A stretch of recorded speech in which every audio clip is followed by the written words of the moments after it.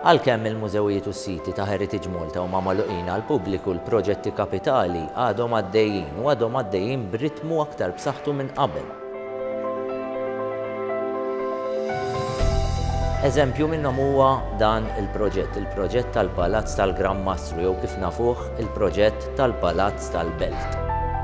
Fejn qed nagħmlu restawr estensiv ta' dejn xogħlijiet strutturali qed jinbidlu s-soqfa huwa l-akbar proġett illi qatt kellha Heritage Malta fl-istorja tagħha. Kien pjaċir għalija li flimkien ma' CEO ta' Heritage Malta niġi hawn fil-palazz fejn qed isiru xogħlijiet ta' ristawr estensivi.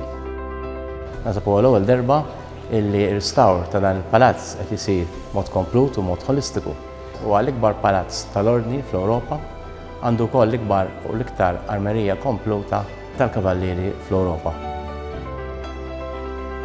Proġett il fuq minn 28 miljun, parti minnhom huma fondi wkoll Ewropej. Però il-maġġoranza tal-ispiża qed joħroġ għall-Gvern għaliex il-Gvern jemmen illi l-patrimonju Malti huwa essenzjali għall-identità Maltija u huwa essenzjali wkoll biex inkattru l-ekonomija tagħna. Tajjeb ngħidu illi x-xogħol mhux qed isir hawnhekk ġol palazz biss, xogħol li hu relatat ma' dal-proġett. Iżda qed isir ukoll xogħol ta' restawr tal-artefatti ġewwa il-Conservation Labs ta' Bigi ta' Heritage Malta. Xogħol li huwa daqstant importanti sabiex meta niġu biex niftħu jkollna l-armer u l-artifacts tagħna u l-pitturi li hawn ikunu fi stat pristin.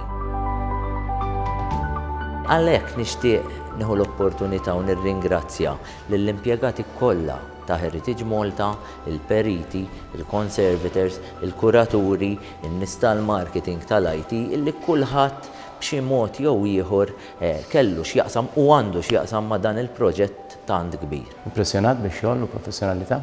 Allura xtaqt nirringrazzja lil Heritage Malta, il-CEO ta' Heritage Malta, il-periti u l-professjonisti ta' Heritage Malta u l-ħaddiema illi qed jaħdmu hawnhekk u nirringrazzjahom tal-impenn tagħhom.